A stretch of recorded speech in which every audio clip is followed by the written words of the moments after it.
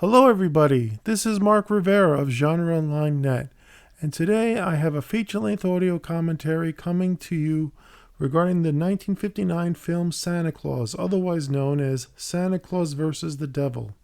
This is a Mexican fantasy film directed by Rene Cardona and co-written by Adolfo Torres Portillo. In the film, Santa Claus works in outer space and battles with a demon named Pitch, sent to Earth by Lucifer to ruin Christmas by killing Santa and making all the children on Earth do evil. This film was dubbed also into an English version, but it's been cut from the original Mexican theatrical version, which was 97 minutes. This film, in various prints, only runs 94 minutes. It actually has been quite a popular film for different reasons. It was directed and narrated by Ken Smith, and it's very famous for being lampooned on the 1993 episode of the cult television series Mystery Science Theater 3000. Now, my approach to this movie is two different things. One, I do not believe this is a horrible film. By any means. In fact, if I was a child, I would have loved it. Or at least I would have loved parts of it. However, as an adult, and also given the passage of time, I could see how certain parts of this movie definitely have not held up whatsoever. There'll be 21 stops with just scenes from the film like this. In a beautiful gold and crystal palace right above the North Pole lives a kind and jolly old gentleman, Santa Claus, also known as St. Nicholas, the best friend of boys and girls everywhere. The problem with the movie is basically it's just hopelessly out of date.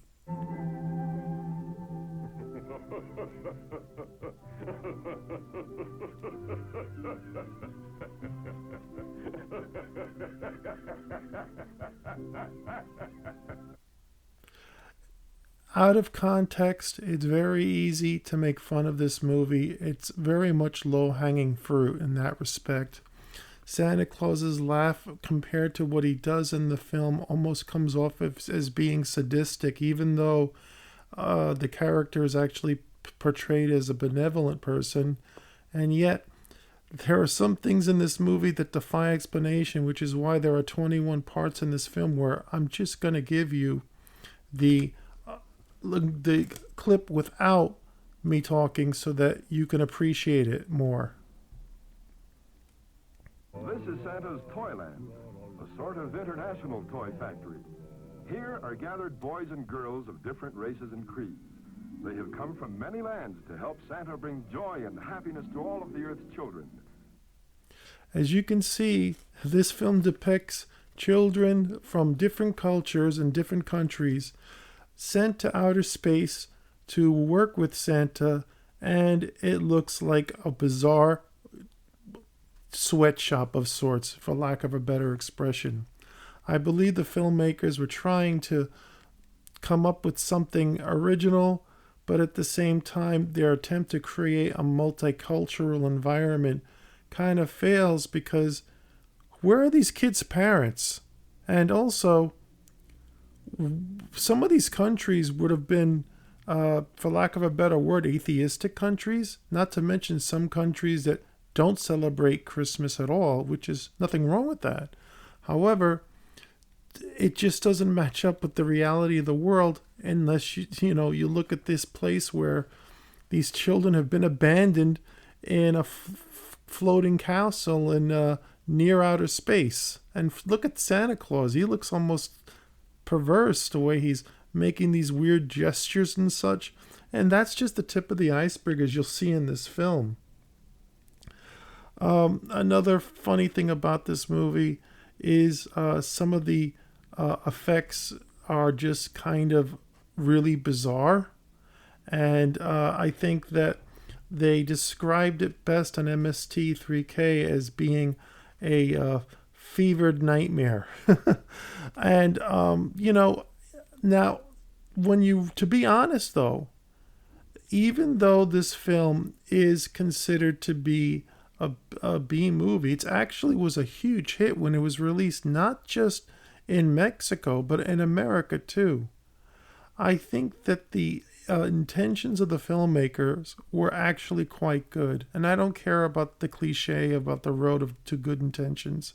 In this particular case, I really do believe they had the best in mind for these characters and their portrayal. However, there's just nothing that one can possibly state that, all movies at some point or another date poorly sometimes. And this has elements that have not at all dated well. And yet, when I compare this to some of the Christmas specials I grew up watching, I'm not counting Rudolph the Red-Nosed Reindeer, but I remember, I think it was one that they made up for New Year's, where at the very end the villain dies, and it's like almost frightening because he wilts or something and he disappears. That special I'm talking about from Rankin Bass is the one with Baby New Year having the giant ears. The idea being that every year lasts a year, so it's the old cliche that the outgoing year is an old man and the incoming year is a baby. Now, this was dubbed by English-speaking actors, but sadly, the Spanish actors who actually are in the film, but we don't hear their dialogue, really should have been credited anyway, because the film couldn't exist without them. So at some point during this commentary, I'm going to read the cast that never got the opportunity to be honored when this movie was released in 1959 in America.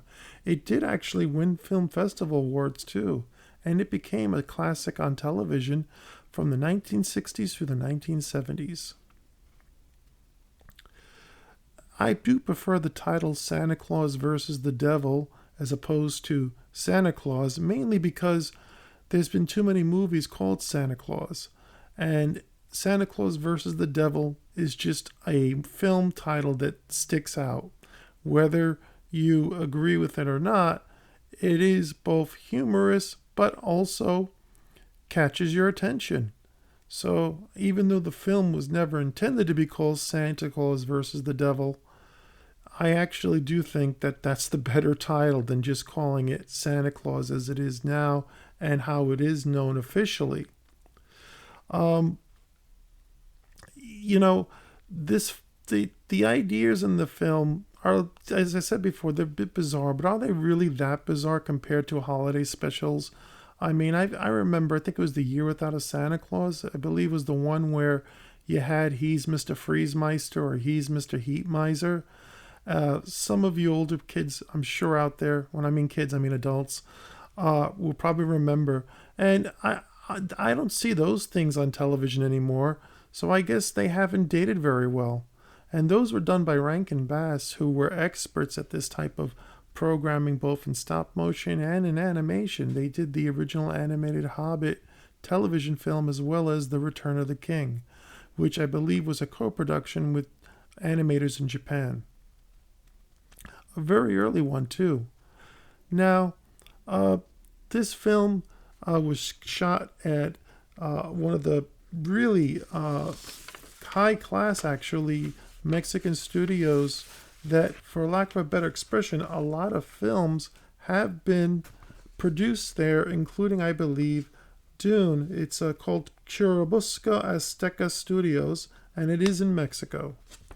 And this film was produced by Guillermo Calderón, and it was both shot in Eastman color, and with a monaural soundtrack, which is one of the reasons why I think the film also actually holds up well, because you don't need 5:1 sound when you're, watching what is basically a Christmas-themed fairy tale. And,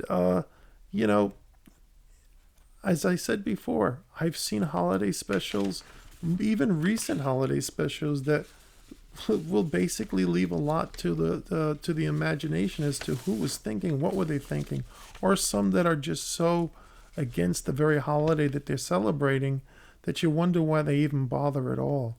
But now I am going to stay quiet for another choice scene. Hello there. Santa, do you like this devil? Huh? Devil? Now, let's see. Don't think anybody ordered this.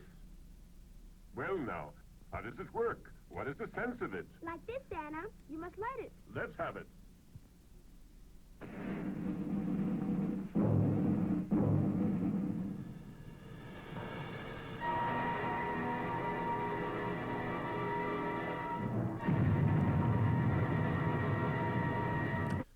This almost looks like a mocking version of something produced by Baz Luhrmann and the woman who directed the Spider-Man play. Unfortunately, I can't recall her name at the moment, but she's actually a very talented director. Judy Taymor, that's it. So it's like a cross between a Baz Luhrmann film, a Judy Taymor film, and really bad Broadway production values. It is what it is. Although, in its defense, the little devils do look like what you would imagine them to be.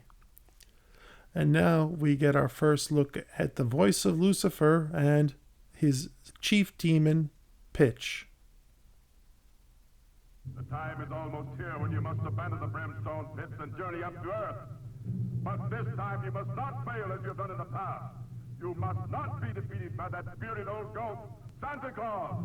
If you do not succeed in making all the children of the earth do evil, you shall be punished. And instead of red hot coals, you will eat chocolate ice cream.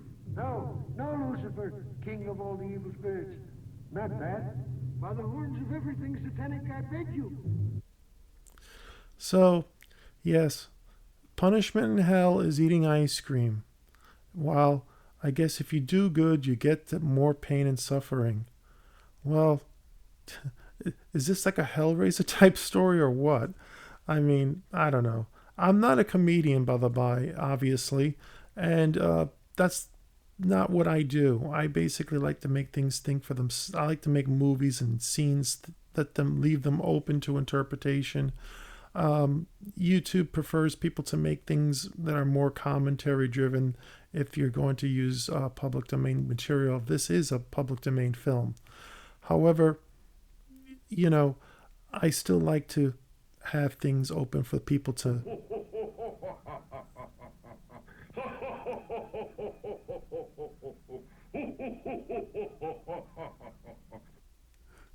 interpret on their own. Yes, that is a creepy robot Santa in a Mexico City toy store. At least that's what we're supposed to believe. I wish I could play the dialogue from this scene as it emphasizes the rich kid who gets everything he wants in terms of material things except the love of his parents, and then the way it addresses the poor child who gets the love of her parents but nothing else. And the way they say it, it's like, she's poor, and it's so like degrading. I mean, this is a cute little girl. I mean, obviously, again, it's a product of its time. Movies don't always date well. I mean, there are scenes from movies that have won Oscars from the same year, 1959, that simply, there are parts of it that just seem dull now because attention spans and things of that nature have changed since that time period. And the same can be said about this film. Although, since it is a kind of fantasy film, you know, albeit with some unintentional funniness to it, it is, you know, at the very least, it has its entertaining moments in spite of itself. As I said before, there's just some creepy moments that you have to just watch it for yourself.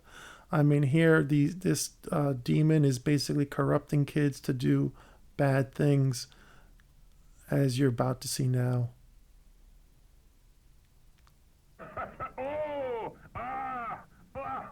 Darn that devil. Oh, I'm sorry, but that old devil is always annoying me with his mischief. If I could only go down there now, I'd put him in his place. But But everyone knows I can only go down to Earth on Christmas Eve and not before. In the meantime, Dedo double pistas hace blizzard. Kolowan iguare kwataw chitibno. A short while ago, I saw the devil whispering to 4 children, and one was a poor little girl. You know who they are? I've got their names. The bad boys are. No. The naughty boys are not important. They will get punished in due course. The ones I must reward are the other children, like the good little girl. And so, basically, now we get to see Santa Claus's surveillance devices that would make any intelligence agency in 1959 envious. Some of these machines look unintentionally bizarre, such as this machine with the giant talking lips that looks like a rejected prop from the milk bar in A Clockwork Orange.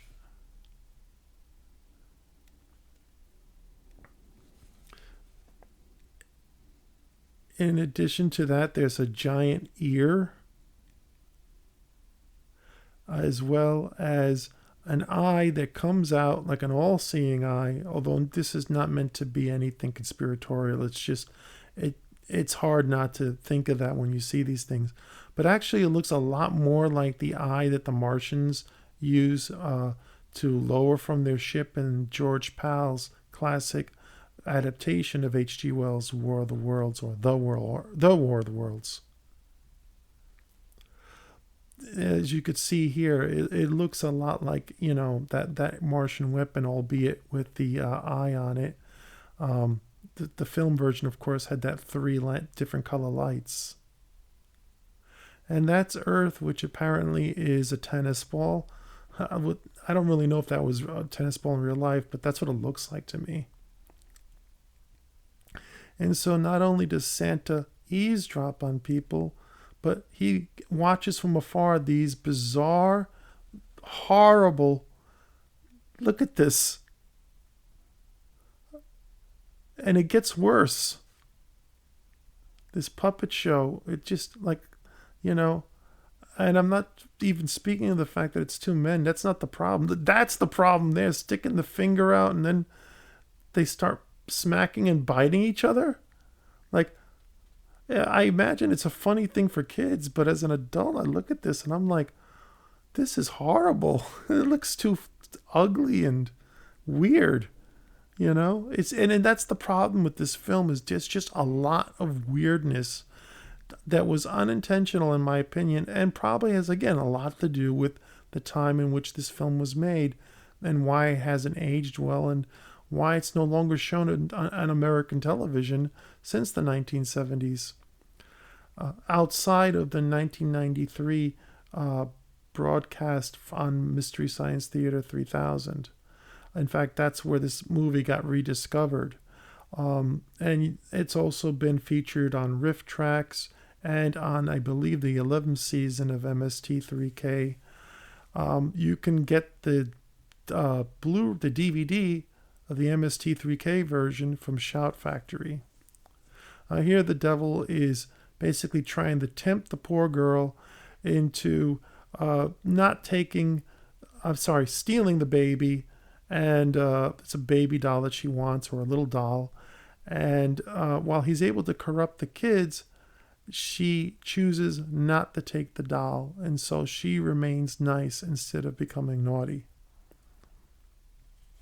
The devil looks like the Red Devil painting logo, if anyone remembers that.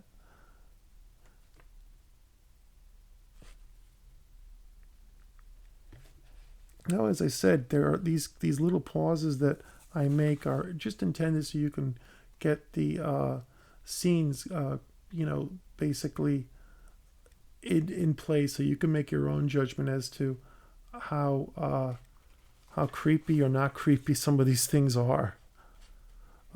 Santa's got some really weird surveillance things. He not only can look and hear what you're doing, whether you like it or not, but he even looks into people's dreams, as we'll soon see. And I cannot tell you for the life of me what the dream machine is, other than the glass dome on it. I don't know what's inside of it. And quite honestly,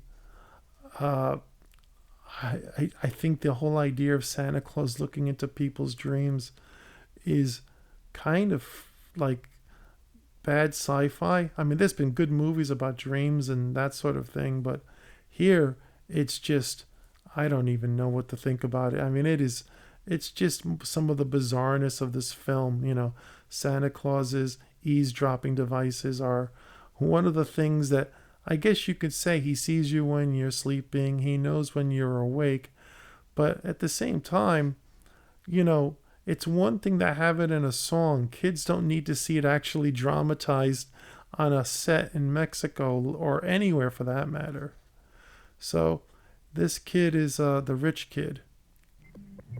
He's sleeping soundly. His dream will appear on the dream scope. Connect the antenna for the dream scope. So now we're going to see how Santa Claus can invade people's dreams and watch them. He does this to make sure that they're nice. So, you know, that's all I'm going to say. Yeah, if you're naughty and you're dreaming naughty dreams, you're not going to get anything but coal for Christmas. Unfortunately, that's just the way it is.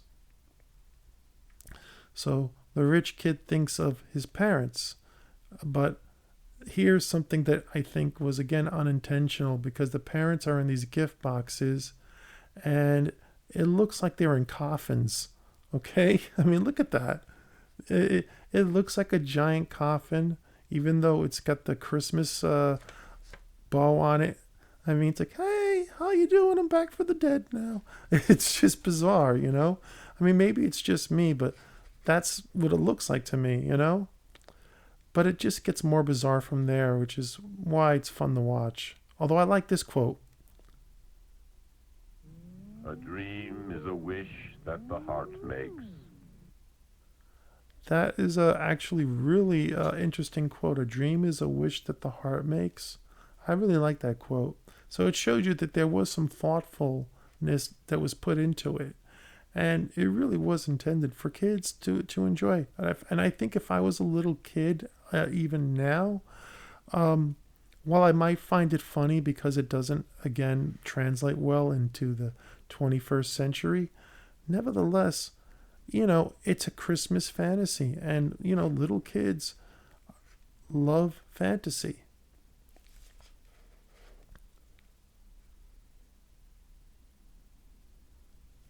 So here we see the poor family, and they looks like they live in one room. I mean, I'm not even sure where the bathroom is, and I don't mean that to be insulting or anything like that. I actually am just basically narrating what I'm seeing, because I had to watch this film 3 times. Okay, it's not fun to watch 3 times, but it is worth seeing at least once. And for those of you who are interested, there will be a link in the description where you can view this film without my commentary, as it is part of my public domain library here on the Genre Online Net channel. In the meantime, we're just waiting for some more craziness to come, such as here he comes, the Pitch, the demon, trying to invade and give this little girl, Lupita, I believe, nightmares. And actually, he does. And, well, you'll see in a very short period of time. It really, I'll tell you exactly what I think when it actually begins.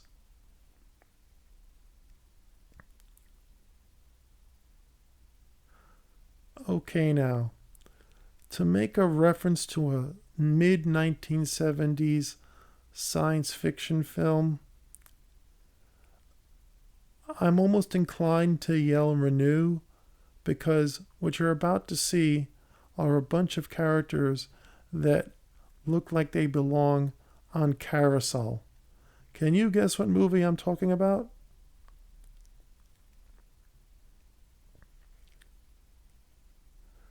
Yeah, this is ultra creepy, you know. But when you look at the masks, they really do look like the Carousel people that are in this 1970s sci-fi film that if you're old enough or if you watch enough sci-fi flicks, you already know what I'm talking about.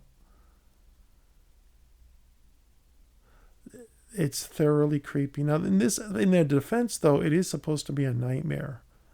The toys gradually go from being like playthings to becoming almost demonic, which I guess is fitting because, quite honestly, it is a demon named Pitch that's affecting her dreams. Hence, this actually is what motivates Santa to come to Earth as quickly as possible, but he can only come at Christmas Eve and he must be gone by Christmas Day. Which accounts for and he has other special things that help him carry out his work that, again, in modern sense, you can't help but joke about them. This dance sequence is just, it's not bad actually. I mean, it just looks like bad show business dancing, but I've seen worse. I don't want to shit on, excuse my language, the culture, because this is a Mexican film. It's representing their culture, okay? And we have to respect that because their culture is quite different in certain areas than our own. They just have a different viewpoint, and it's interesting because as Americans, whether it's Canada or Mexico, sometimes we treat these places like, oh yeah, we know about them. They're north and the other people are south. But really, how much do you know about Canada unless you visited it? I've only been to Ontario, and that's like Niagara Falls part of Ontario. But I don't know much about Canada other than some directors and some famous people who are from there and work there, and some of the cities that are actually used. I'm sorry, I talked over that clip that I was there. But you could see how horrible, like these evil-looking Raggedy Ann dolls now, because they have heads on both. They have faces on both sides of their head. So it is what it is. I mean, on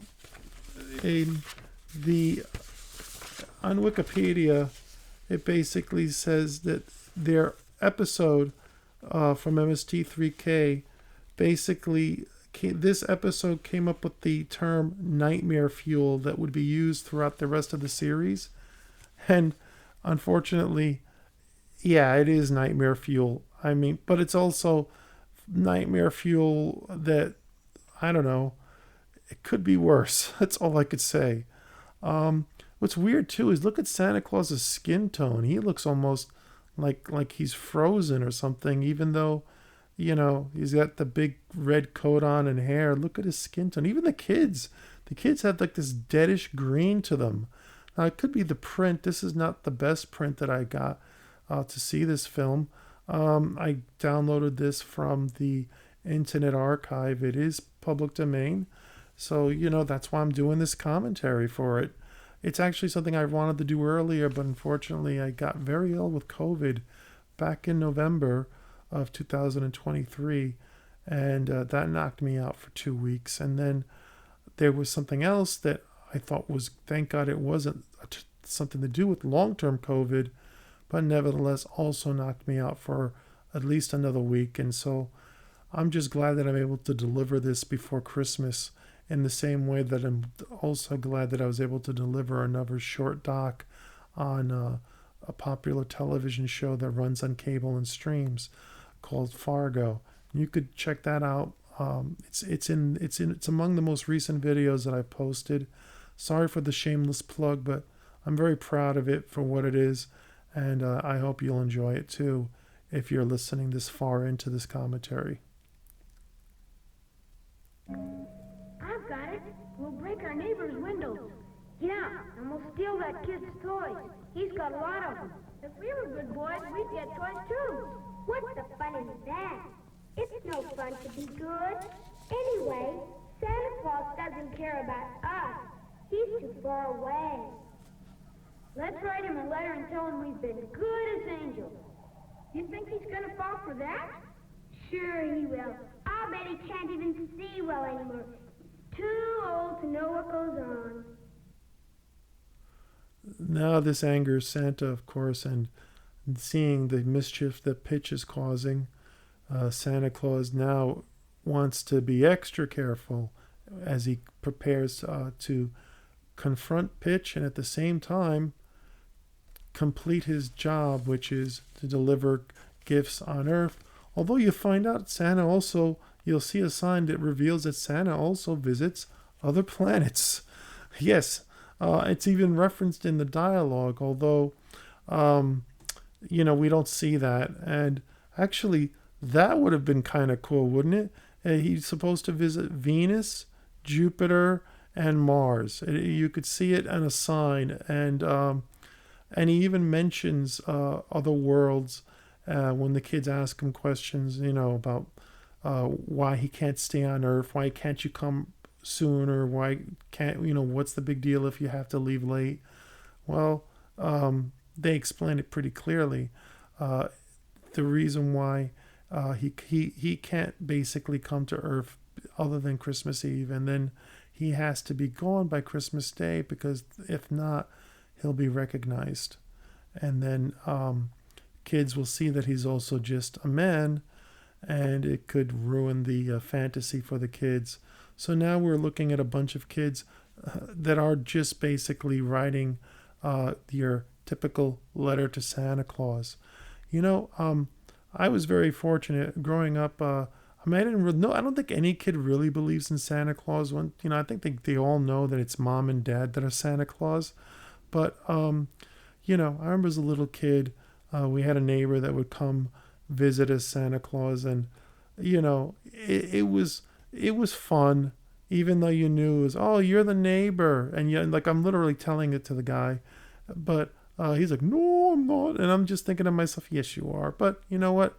That's what little kids do, and and in hindsight, I appreciate it because I had a very had a very lively childhood when it comes to being able to indulge in the holidays, and there were just a lot of great things that happened in the 70s and 80s in terms of fantasy, horror, and science fiction that I naturally gravitated to. And this is a fantasy film. And what I think is great now is we're going to soon see Santa Claus's letter fetish, as you'll soon see why I call it that. This is how the post office in Mexico actually, I imagine around the world, how Santa gets his mail, as you'll soon see, leading to the letter fetish scene.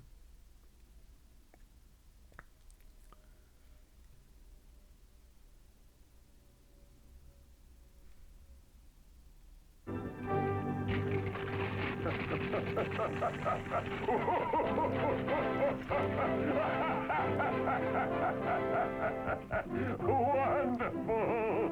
Marvelous! Okay, so yes, this Santa Claus has a Christmas letter fetish, and that's all I could say. You could fill in the blanks what that also looks like, okay, or what it doesn't look like. It's up to you. This film, besides being available from other sources, This year I have behaved very well. I have been obedient and have studied very much. For that reason, please try to bring me these toys. A toy automobile, a submarine, a football, a bat, roller skates, a scooter, a cannon, a rocket, a bicycle, an atomic laboratory, a machine gun. Ooh! yes, I guess that must be the Christmas list for terrorists. This is again nowadays you can't even get a toy gun in America, especially in a place like New York. If you try to order like a BB gun or something, it would if it looks like a gun, like for real, unless they put an orange tip on it, they will not send it to you, because rightfully so, it looks too real, and it's harder for law enforcement to make an informed judgment. So there's a good reason for that. Yet, I have to state that it sucks if you're a collector, because there's sometimes some collectibles out there that look very much like they have something that looks like Han Solo's blaster from the original Star Wars, and it's infinitely cheaper than an actual certified replica, but you can't get it in New York because it looks too real. And now he gets his children to work harder. It's just, again, kind of creepy. The hour is drawing near for me to go down to Earth, where all good children expect my arrival. As you know, Christmas Eve is almost here, and we still have thousands of things to do. Let's all make a big effort to get our work finished. It's up to you. Thanks, Santa. It's up to us. These poor kids. I mean, what happened to the elves? Now here's Merlin. Yep, Santa Claus has Merlin working for him too. Oh, Merlin! Merlin, where are you?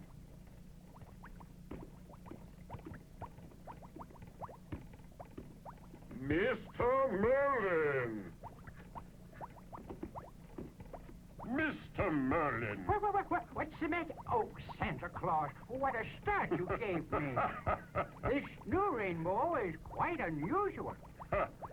I suppose you've changed the colors again. This one will surpass the others.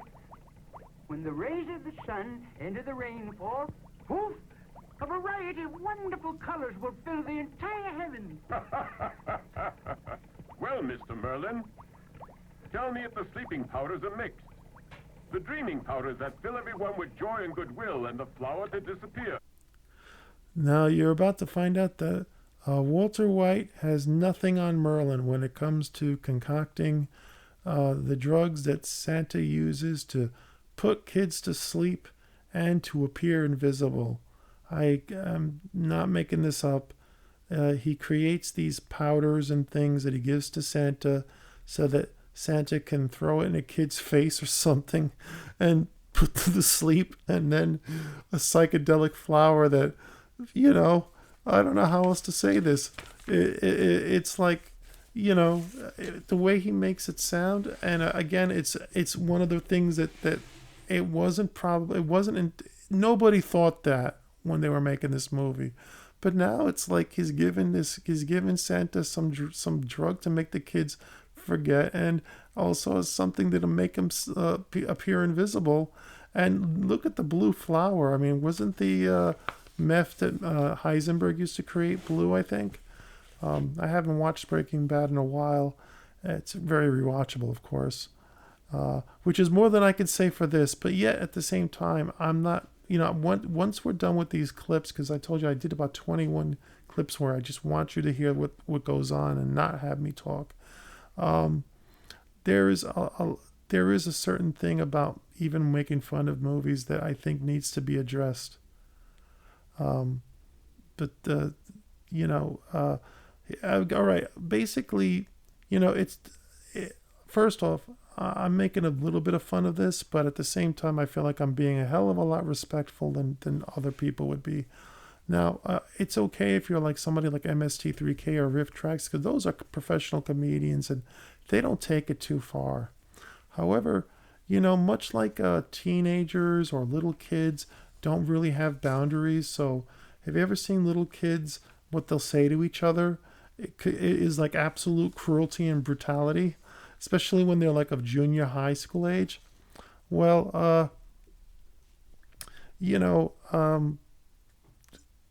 I'll get to it right after this.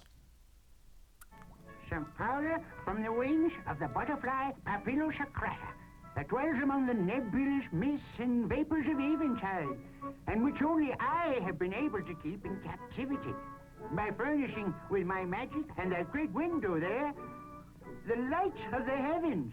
Yeah. So, I think that I'm not including MST3K and Riff Tracks in it because they actually, they do a very good job at what they do, and they'll take any movie to practically, no matter how good and critically respected it is, and they could make it funny. And that's the reason why they're successful. I think that there have been movies and people, though, that have been wronged because of the internet, and I'll get to that after this clip. So, as you have seen, it's very simple, right? Let's see now. Open up your pack. Alley-oop. Huh? And the dreaming powders that fill everyone with joy and goodwill? You know about them. The only thing you have to do, Santa, is to remember that you must sift them. Yeah, the same as last Christmas. Don't you remember? Yes. I'm afraid I have forgotten. Okay. See, this is I love Red Letter Media. Okay, they're one of my favorite channels, and this is not a shout out to them either, because you know, I'm not a shill for anybody. Basically, I'm just mentioning them because Mike Staclasa and company did a fantastic job on creating something that was actually legitimate film criticism with humor when they made the famous Phantom Menace video, and then they followed it up with videos on obviously Attack of the Clones and Revenge of the Sith, creating an epic review trilogy that basically was discovered by Damon Lindelof of Lost fame, and basically he's the one that sent it to some other people. I think, I'm sorry, I'm not even going to try. Sometimes you get a blank when you try to think of somebody's name. Simon Pegg. Simon Pegg, I think he forwarded it to him. And basically, that became a trendsetter. But I have no problem with what Red Letter Media did, because they were the first, they were the original, and it's actually a very good comedy on, you know, comedy, but also legitimate take on some of the problems of it. Problem is people saw what they did, and they decided to take it to a next level where it was no longer legitimate criticism, in my opinion. It just became a symptom of arrogance and disrespect. Thank you, my dear keymaker. Only you could make a key such as this, which would turn the lock of every door on Earth. Please try it on the locks of 1,000 magic portals.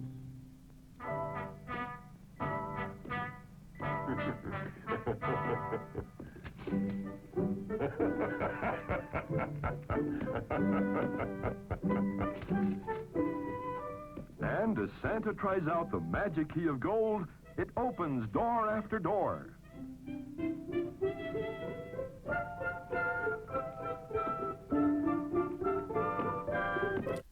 He certainly got through those 1,000 doors relatively quickly. This is unintentionally funny. What the hell is he doing? Okay.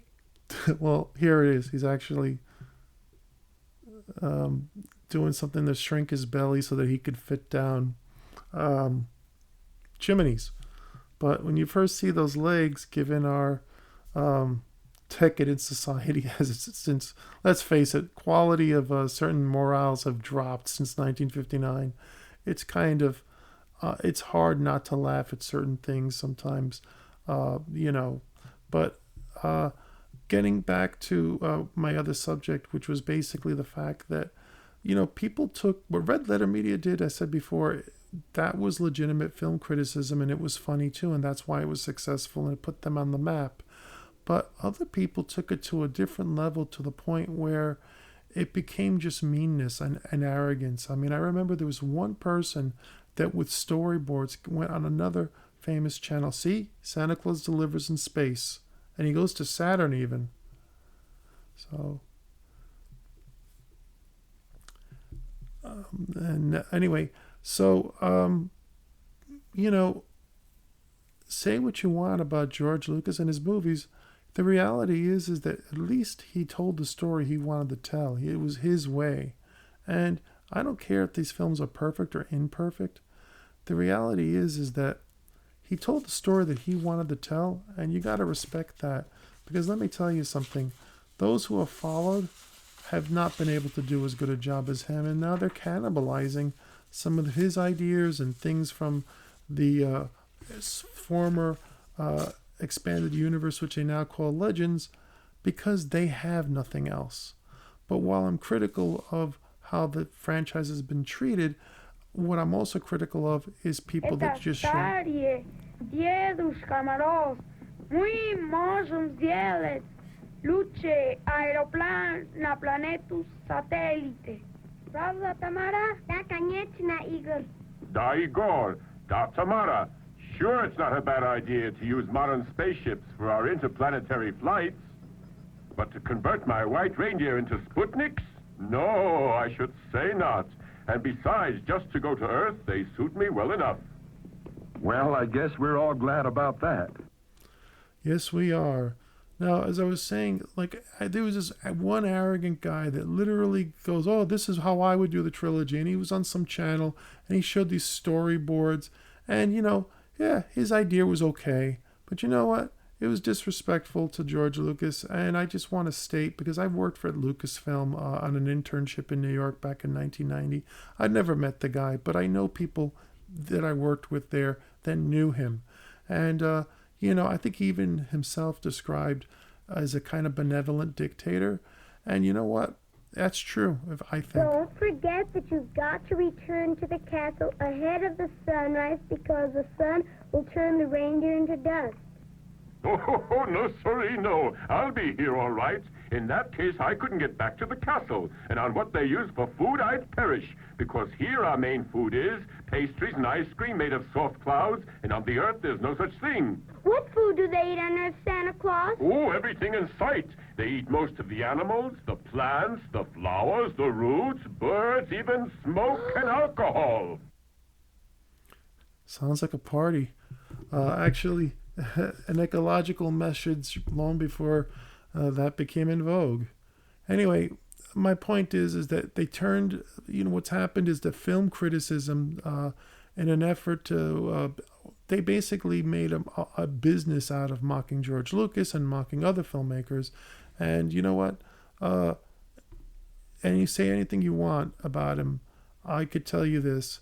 He gave us a lot more than just Star Wars and a lot of things, and I think people just more respected. So the reason why I even went into this thing about Star Wars, which is a sideways off of Santa Claus, is just that, I'll make fun of this, and there are other people that are really funny that can do a better job than me, obviously.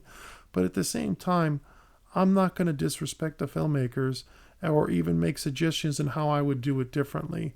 I mean, the reality is that there's a reason why this film still exists. There's a reason why it got an award in a film festival in America. There's a reason why MST3K chose it. Yeah, it hasn't dated well, but at the same time, it's not the worst movie ever made. It is a fantasy film. And you know what? Again, while it's a little creepy at parts, like this mechanical reindeer laughing that you're about to see, it is still nevertheless original unto itself. And now we're going to see creepy reindeer, I believe.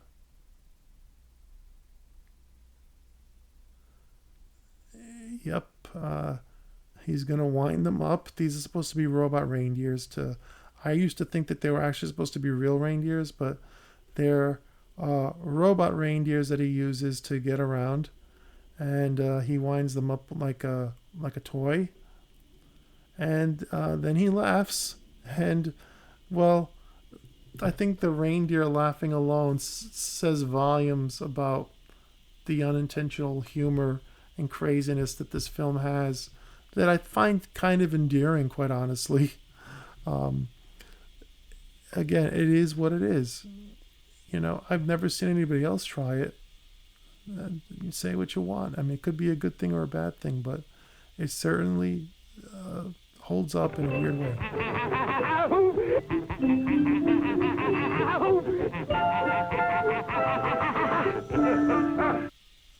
So, as you can see, yeah, reindeers have creepy laughs, And that's probably one of my chief things in this film that I always got a kick out of is the reindeer laughing. And actually, now that these we've already passed through the, believe it or not, there were 21 outtakes that I wanted to, where I didn't want to speak at all. I just wanted you to hear what was going on, see what was going on, because again, I believe that things should speak for themselves. And while I'm giving you my opinion and a commentary, I definitely hope that you all will check out this film on your own. Now, it's a public domain film, but it has been released on VHS back in 1992 from Good Times Home Video. It was also released, I believe, on Region 1 DVD in 2004 by Westlake Entertainment, and once again on the Holiday Family Favorites DVD by Mill Creek Entertainment in 2008. I think since then it's also been released on different streaming platforms. The website, the streaming channel Fandor has as part of their weird Christmas watching list, and I think that it is a weird film, but again, it's weird because it just hasn't dated well, and also because some of the creative choices. But believe me, I mean, there are films out there that there's some films that are so bad that they're lightning in a bottle, and then there are some films that are so bad that they're unwatchably bad.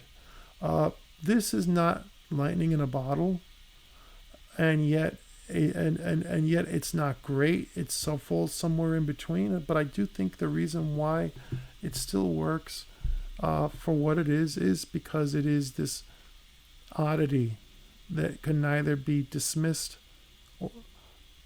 or celebrated as it was intended, at least in the modern age. Now, this kid looks creepy, like it looks like he hates his parents. I mean, look, okay, now he's gonna sleep. But seriously, it's like real creepy. And that's the problem with this film, basically, is sometimes there are just too many unintentional creepy moments, like the laughing reindeer, Santa Claus eavesdropping on people's dreams, the paper fetish, and you name it. But then again, I'm a guy in the year 2023, and I'm commenting and making these comments of the film that may or may not be humorous according to your own point of view. But the reality is that it's very subjective, and to be completely objective, I think you should not just count on my word or Riff Tracks or MST3K's word on this film. You should actually watch the film, whether you watch it in my streaming library, which there'll be a link in the description, or whether you watch it on DVD, or whether you watch it on another channel or streaming service, or download it for free from the Internet Film Archive, because it is a public domain film. The bottom line is that it's worth seeing. In fact, the first time I saw this film was on Christmas Eve. I don't know if it was a DVD or a Blu-ray, because unfortunately I don't have that in front of me. I was at somebody else's house, and we were making jokes while we were watching it. But what I do remember, though, is that when I think about it, how bad is this really? Because look at some of the things that are no longer made today. I mean, there have been terrible variety specials that might draw nostalgia today, but also draw contempt. I mean, I don't even have to name one of them, because I think you all know what considering what I was talking about before, about people turning a certain director, producer, innovator into a business by making fun of his work to the point that, it became abuse, in my opinion, and it was no longer funny. To me, it started to become like bullying. Even he was responsible for a certain holiday special coming to light, but at least he had the good will to make sure that it was never officially seen again. This is a different story. There's no denying that for 20 years after this film was made, it was on American television It won an award in film festivals, and it is a part of Mexican film history, and it is showcasing a different culture. And I love visiting other cultures and learning about them, and I find it ironic that, again, the two countries that are next door to us, both Mexico and Canada, I would argue that in some ways, aside from some superficial things, we really don't. I think most Americans don't even know less about their neighbors than they do countries across the pond. And there's nothing wrong with knowing more about one thing over another, but you know what? We should at least learn more about our neighbors as citizens, because people in Europe, they go all over the place, including America, on holiday. And so someone once said to me sarcastically, "Oh, you're American, you guys never go anywhere." Well, that's not 100% true, but at the same time, it is a reality that maybe we should be visiting some of these other places, albeit hopefully safety wise, because of certain things that may or may not happen in certain places. But the fact of the matter is, Mexico is a neighboring country. Canada is a neighboring country. It's amazing how little I know about each country. I mean, I feel like it's superficial. Maybe I'm wrong. Maybe you guys who are reading it know much more about Mexico and Canada than I do, and maybe it's me making a overgeneralization. But as I said before, people in Europe travel all over the place to different countries on a regular basis, and while it may be closer and easier for them to do so, I'm not talking about flying overseas. I'm just talking about, you could drive to Mexico, you can drive to Canada. I mean, I think that just for a different experience, it's fun to visit another country, and here's two different places that are right next door. Maybe there could be some safety issues, but I know some people that have moved to Mexico, for example, and they've told me that they've never had a problem or anything like that. I'm not saying I want to move to Mexico. I like it here in New York where I live, but at the same time, there are cliches, and I think that culturally speaking, there is a lot that we could probably learn from them. And I definitely think there's a lot we can learn from Canadians and from Canada, especially since a lot of famous comedians like Jim Carrey, Norm Macdonald, etc., originated in Canada and came to America. And, famous directors like George Romero actually emigrated to become Canadian citizens. And, of course, David Cronenberg, who started off as a horror filmmaker, basically, is probably one of the most respected directors out there now, because he transcended from genre films into straight dramas, talking about Sigmund Freud and Jung, talking about the Russian mob in one film, adapting a graphic novel about a father who with a dark past, from organized crime, who's been basically living under an alias and living a good, wholesome life, but he's forced to come out and protect his family, protect those he loves from unfortunately, the mob that tries to, bring him back in or get revenge, or both. So yeah, here's Santa Claus drugging some kids. Yeah, I mean, this is horrible. It's like, is he giving them roofies? I mean, seriously speaking, I shouldn't even say that, but seriously speaking, it is like, again, bizarre. But then again, you grow up. What is the cliche of the Sandman? That when you wake up in the morning and you got those little things at the corner of your eye, they I don't know what they call it, but the myth is, oh, that's from the Sandman. He put it in front of your eyes when you close them and helped you fall asleep. I think if there was something really like that and there was a Sandman, Ambien would be put out of business. Anyway, the film continues, and you know what? I think now is as good a time as any. I would like to read off the people, the names of the actors, and the roles that they played, because in the American version, they remain uncredited. So I got this list off of Wikipedia, and I may butcher some of these names, despite the fact that I am half Puerto Rican. So I'm going to try as best as I can, and hopefully I won't mangle them too much, okay?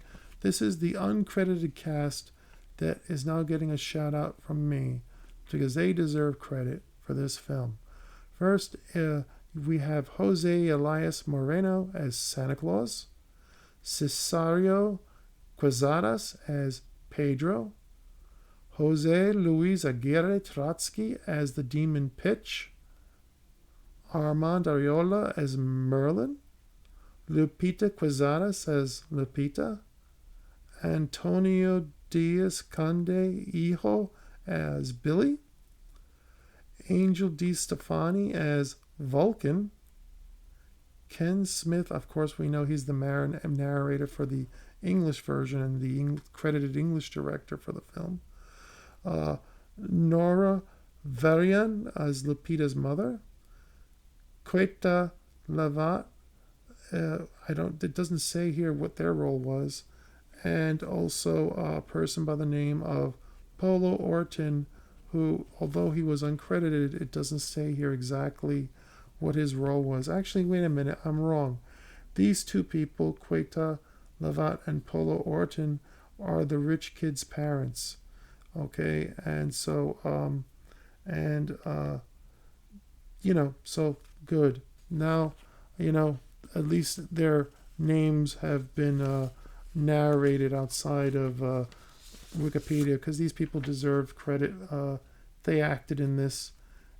It's been since 1959. Their time has come, as far as I'm concerned. Okay, so as I said before, this was produced by Guillermo Calderón, filmed at Churubusco Azteca Studios in Mexico, and basically the legacy of this film, which was again a huge financial success over several holiday seasons in theatrical release in the 1960s and 70s, and also on television in certain areas in the United States. It became a holiday tradition.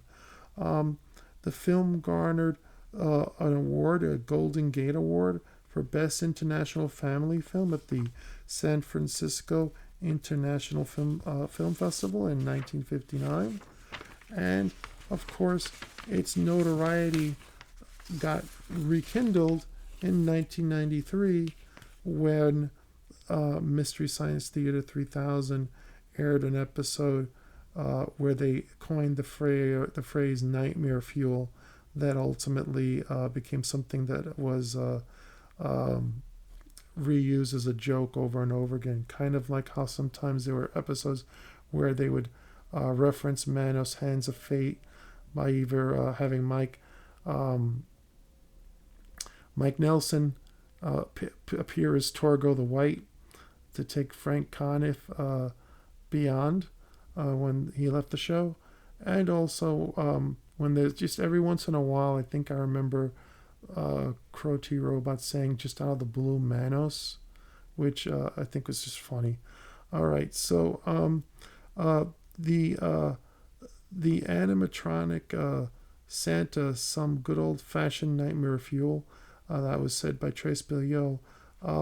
Jim Voro, who was a writer on the show, basically describes the film as just defying any attempt to understand it. I think that's a little bit overstated, but it's like something you would see in the depths of a violent fever dream.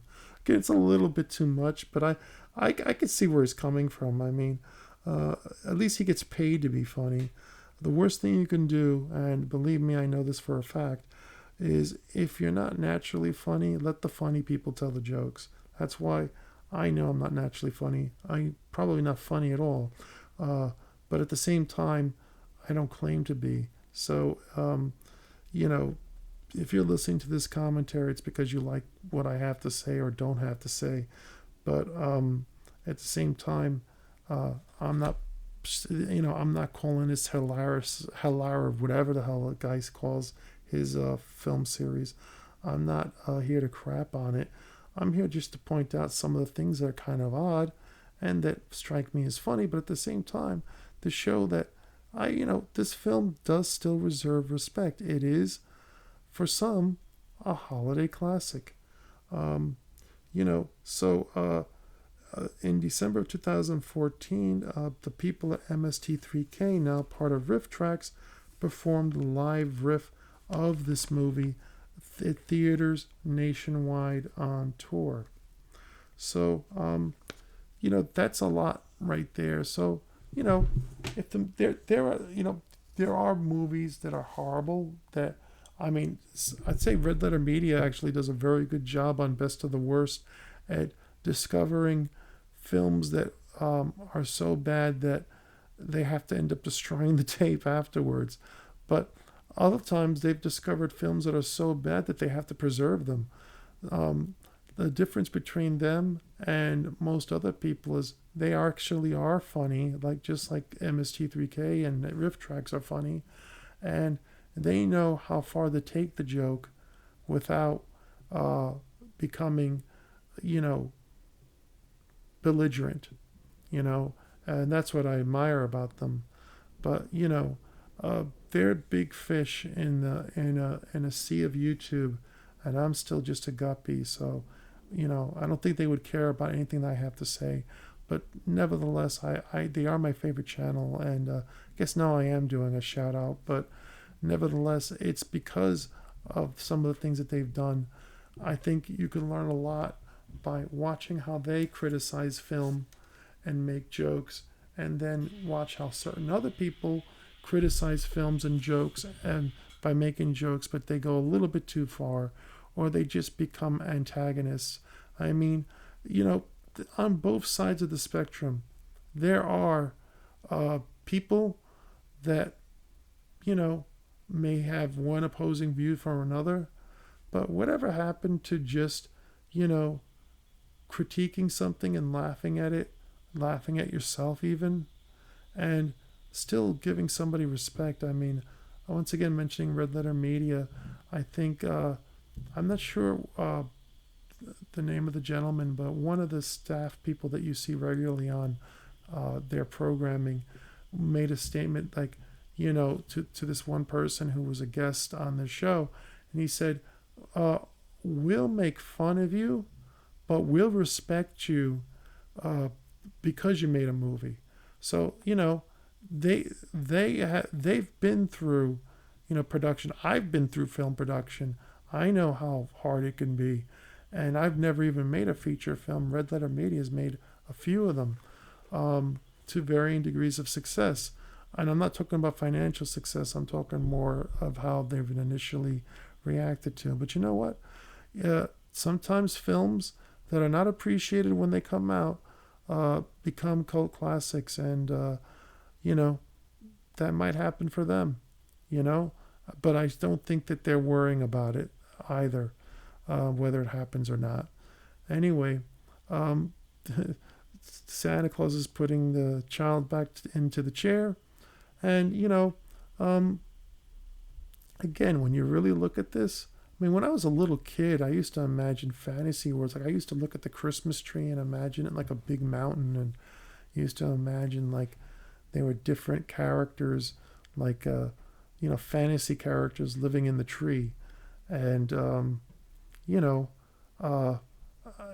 I had a very vivid imagination, so to such a point that I remember I used to get criticized for being a little bit too imaginative, which is a terrible thing to do to a kid, but it happens sometimes. Sometimes adults and or just people who should know better don't understand the difference between somebody that is might be a little bored and is using their imagination to entertain themselves, and somebody who is ignoring something. Very often, I think a lot of people who are creative are sometimes detained from being creative by criticism, And there's no excuse for, I mean, it's one thing to tell a kid to pay attention. It's a whole nother thing to, whatever the person might be, whether they're at home or at school or at summer camp, it's a whole nother thing to criticize a person for being creative.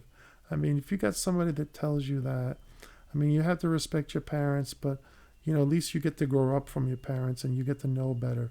But if you get a teacher or something like that, that tells you, you're too creative for your own good or something like that, don't listen to them.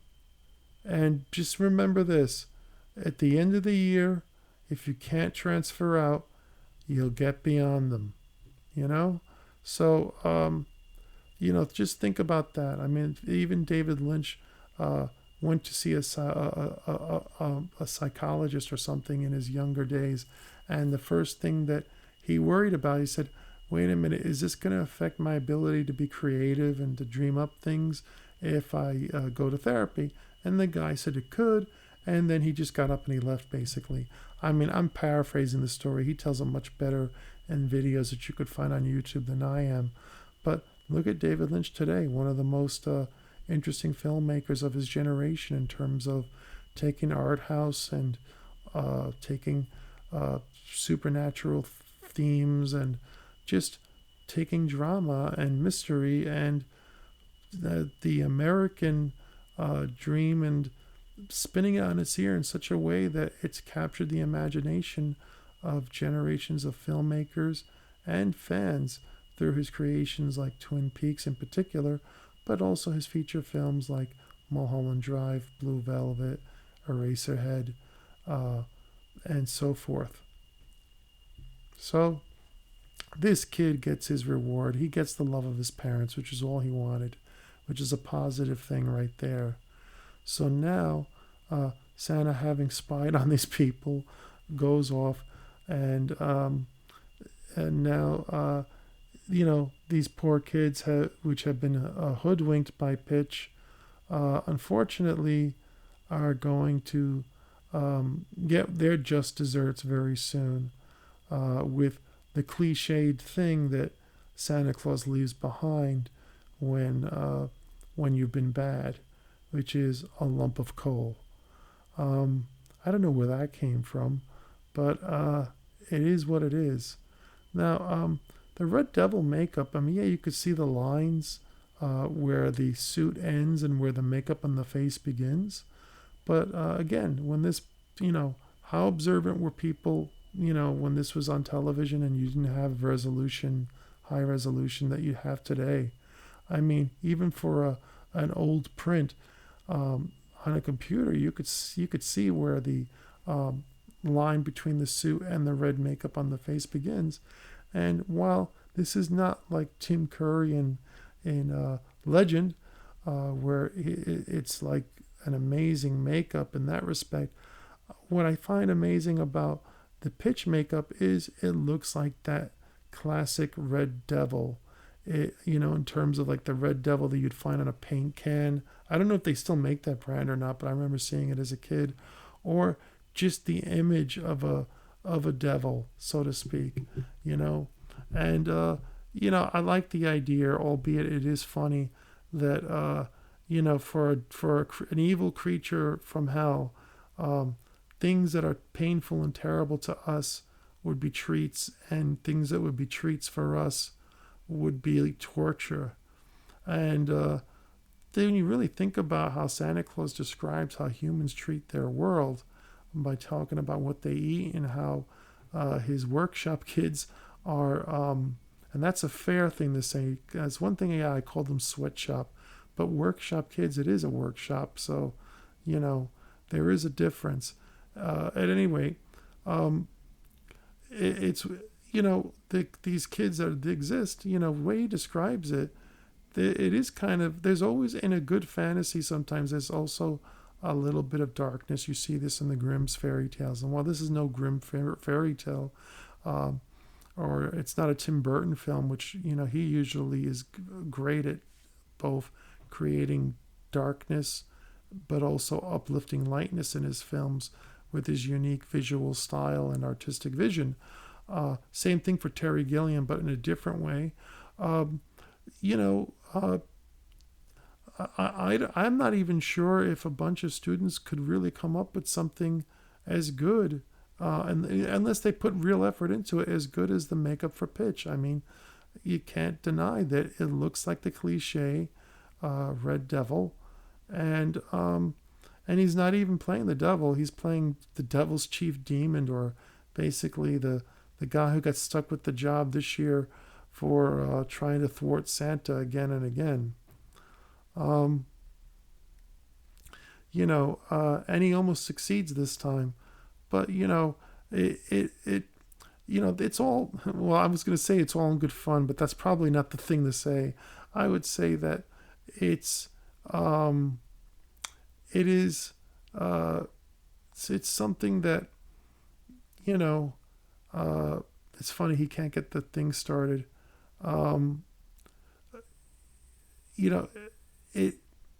He's good at the portrayal is basically like a trickster. He's more like a Pan type character that happens to be maybe a bit more evil, because I'm not sure even if you can classify Pan as being evil or not. But basically, Pitch, he's kind of more of a trickster than he is like a demon in terms, like, certainly nothing like The Exorcist. You know what I mean? He does, he does try to corrupt kids. That's his job, and he gets punished very well if he gets to do his job correctly. From our point of view, from him, punishment would be a reward, which is why I made the Cenobite Hellraiser reference, because who else do you think of when you think of demonic characters that literally find pleasure in pain, but Clive Barker's signature creations that and those movies, the original movies, like those first two movies especially, hold up well today. And you can do a lot with other movies, but those two movies, in my opinion, are the best in the series, Hellraiser and Hellbound. So, I don't think Clive Barker was inspired by this movie, but if he was, I'd love for him to write me a note and tell me that, because that would be interesting, to say the least. But I seriously doubt he was. It's just, again, it's funny, I mean, it's just a weird thing. And, this film is what it is, but again, is it really that bad? Well, I'd say if there is one thing about the film is it's a little bit too long. I think like you could shave 10 minutes off this film and it would not make a difference. But that's a part of growing up at a time where things are faster paced. I mean, there are Oscar-winning films like Ben-Hur where some of the romantic scenes where Ben-Hur is just supposed to be talking to somebody, a woman, and it's supposed to be, all romantic and serious, is boring. For me, anyway. I want to see the chariots. I want to see him get revenge. I want to see the slave ship fights, and all that stuff. And while Ben-Hur is not exclusively about those things, those are among the highlights that the film is noted for, besides Charlton Heston's incredible performance. But if you were to tell me what's a good way to tell a religious story and have it be entertaining and stand the test of time, the Ten Commandments. Cecil B. DeMille's pound for pound, the Ten Commandments is entertaining from beginning to end, and I think it holds up better because of that than even Ben-Hur does. And Ben-Hur is a great film. Another film that doesn't hold up as well as Return of the Jedi, at least for me as an adult. Perhaps as a little kid, the Ewoks were interesting to me. But as an adult, if I watch Return of the Jedi, as soon as the first time Wicket approaches Leia after the speeder bike chase, that's when I start fast forwarding or jumping ahead to either the one scene where C-3PO recounts the original trilogy to the Ewoks, and then basically jumping ahead to the final battle, which is caught between, the space battle above the Death Star 2, the more intimate battle between Luke, Vader, and the Emperor in the throne room over the Death Star, in the Death Star 2, as well as the battle at the bunker to get to the shield generator and destroy it on Endor, and where the Ewoks participate. That works for me as an adult. What doesn't work for me is just the stuff that was really intended for kids.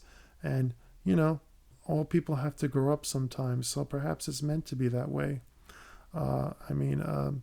But, other films do stand, like I think Star Wars still stands up, The Empire Strikes Back stands up, The Ten Commandments stands up, Citizen Kane stands up. But for some reason, some movies, it's not that they're not good or anything like that, but they don't necessarily stand the test of time in the same way, even B movies. And while I don't really consider this a B film, like I said, if you shaved at least 10 minutes off, I think it would be better. The pacing is a little too slow. I mean, I after going through what I know about the film and my personal thoughts about it, it's hard to even, continue to talk about it, aside from the fact that, it makes me think it makes me question how different is this really from the specials that we had airing in the 70s and very early 80s with stop motion and animated characters. How different is this really from what we have today? I mean, there's specials that I love, like Olive the Other Reindeer, that I've seen as an adult that I think is very cute and funny, with Drew Barrymore's voicing Olive the Other Reindeer. But who knows how that's going to hold up to kids who are now, basically into watching all CGI animation or, unfortunately, the butchered live action adaptations of certain films that will go nameless. Boy, this guy looks like he was pre-corrupted. I mean, seriously speaking, I don't know why Pitch is here. This guy looks like he was pre-corrupted before he arrived. I think he's trying to call the police on Santa. Bad Pitch. It's a weird name too, by the by. Pitch for a demon. I mean, maybe it's not. I mean, but when I think of pitch, I think of the pitch of a sound, or I think of a tone, black. I guess maybe that's why pitch. Maybe you're supposed to think of pitch black, but then again, the character is red. So, I mean, red could have been the character's name, and it may have made more sense. But you know what? That's me being the director of the film, and I wasn't the director of the film.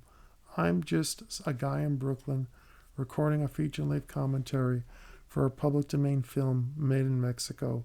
And my basic message is this: see the film for yourself, enjoy it for what it is, and respect it for what it is. You can laugh at it or whatever you want to do, but don't take it to the point where, like if you're going to make fun of something, you could do what the people at Red Letter Media did on the Phantom Menace reviews. Those still hold up because they are real criticism. They're not just mean-hearted. Let's make a business by basically bad-mouthing George Lucas and making fun of him. The guy deserves a lot more respect. I don't care what people say. And I think that, if anything, he's proven it just by the way the sequel trilogy has come out. And I'm not even blaming the filmmakers on that. I'm blaming the people that made the decisions that allowed it to happen. And the filmmakers, pretty much you make a Star Wars film, you don't have final cut. At least not as far if you're a first-time director or a relatively young director. I mean, even George Lucas will admit that he kind of micromanages films. It's one thing that, he couldn't get Steven Spielberg, he couldn't get David Cronenberg, he couldn't get David Lynch for various reasons. He got Richard Marquand, who made an excellent movie called Eye of the Needle, and who did a capable job. on Return of the Jedi, but Lucas was there to guide him every step of the way. And while I've never heard a complaint that he micromanaged him, I mean, it could have been that way. It's the impression that I get.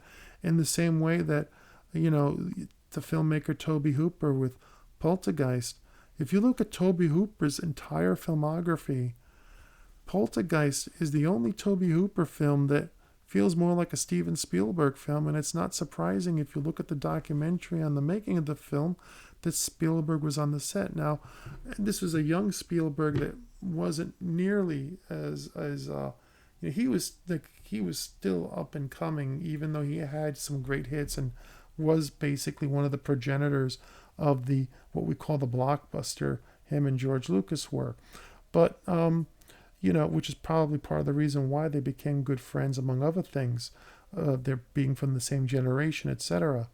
But when you look at Poltergeist, it's nothing like Tobe Hooper directed before or after. So it's almost as if, in the same case, like Richard Marquand, I suspect, was more of a hired hand, used for his talents, but I have a feeling George Lucas probably had the final say on certain things. And while I don't know for certain how much creative assertion that Steven Spielberg had over Tobe Hooper on Poltergeist, I do get the impression that Poltergeist is kind of a similar thing where you have a hired hand that's very good at directing a certain type of horror film, but Spielberg is staying present because he wrote the script. He can't direct it due to DGA rules, but he can oversee certain aspects as a producer and as the writer, and as a person of some clout back then. I mean, I imagine if you're Tobe Hooper, working with Steven Spielberg is a thrill. How could it not be? Especially in that era when he was young and, he was already established, but still, so much was still to come. So, I just basically think that, it happens, people, it happens sometimes where people sometimes get overshadowed by their producers. Anyone who doesn't believe that, not saying that I'm right about Spielberg and Lucas, because how could I know for certain? There's no way. But nevertheless, David Lynch wasn't exactly happy with the way Dune came out. And a lot of people like Dune now. In hindsight, it's become Harlan Ellison and David Brin have given it excellent reviews. But, but when the movie came out, it was considered so much of a disaster, and Lynch got so much heat for it that he practically doesn't really, it scarred him, I guess. It was a very dark time in his life, I guess. He doesn't really care much to talk about it. And unfortunately, he hasn't returned despite offers to, do his director's cut, which is why other people have done their own fan edits on it. Some of them good, some of them not so good. It happens, as long as you're not trying to profit off a fan. There's nothing wrong with a fan edit as long as it's respectful to the filmmaker. It's just don't. If you're gonna do something, if you're gonna criticize a film, just do it. You can have fun with it, but always remember that if it wasn't for them, you wouldn't be working right now. So have respect. That's basically what I'm saying. So we're getting close to the end here. Santa Claus is getting help from Merlin because he's in danger now of because he can't reach his sled. He's in danger of being stuck on Earth and being recognized because Pitch has got the dog there. The police are coming. They don't know. He's managed to really put Santa, probably for the first time ever, in the closest way of finally thwarting him. But ultimately, of course, maybe this may not be real in life always, or at least from what we can see in life. I think everything balances out for other reasons. But nevertheless, in this film, good triumphs over evil. Even if the evil is more mischievous with malevolent intent, by the Devil's chief demon Pitch, as depicted in this film. But yeah, Santa Claus gets to escape, and Christmas is saved. The kids get their gifts, the bad kids got coal, and Pitch has been thwarted. It is what it is, and it's a cute. It has its charms. That's basically it. So, if anything you get from this, I hope is this. I don't care where you watch it. Give the film a watch for yourself. Don't take my word for it. Don't take anybody else's word for it. Watch it for yourself. Enjoy it for what it is. And, have fun with it. This is the end of Pitch because he can't take cold water. And that's ultimately his end. And now I think Santa Claus makes one last little stop to reward Lupita with the doll that she remained true. Her family's true. They remained uncorrupted. They are a family that shows lots of love. And ultimately, that's what's important. That's what Christmas is about. It's not about what you can get from somebody else.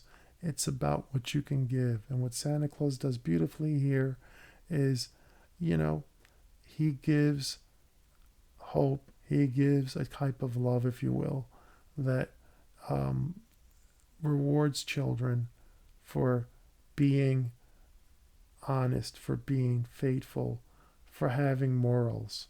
Imagine if more entertainment today had a story where there was, morality to it. And I'm not talking about this to be a prude or something like that, because, I write stories and I write science fiction. That's not something that is connected to this channel exactly, but it's something that I do. And, I could tell you off the top of, just in general, what I write is definitely, very different from this type of movie. But at the same time, when you write for different genres, you are, there are certain rules and certain things. And where this film succeeds is in having a moral sort of story. What does Santa Claus ultimately bring? Well, yeah, it's the toys, but you know what else he brings? It's love, it's appreciation, it's gratitude. It's the little girl getting the toy, but also the hope and love that it brings the family. Okay, she's rewarded for her being, just being true to herself and not being corrupted. And in receiving that doll, it does something for the family. It gives them like, holy cow, maybe there is a Santa Claus. It gives them hope. And with the rich kid, it gives them, the gift of love. So in this movie, as far as I see it, Santa Claus's true talent is in bringing love to the children. And I don't mean that in a perverse way. I mean that in a genuine way, So anyway, this has been my feature-length audio commentary for the public domain film Santa Claus from 1959, also known as Santa Claus versus the Devil. I hope you've enjoyed it. I appreciate your time and consideration. I wish you all a very Merry Christmas and a Happy Holidays, regardless of what you celebrate. And I hope we all have a safe, prosperous, and happy New Year. Thank you again, and I will see you in the next video. Bye-bye now.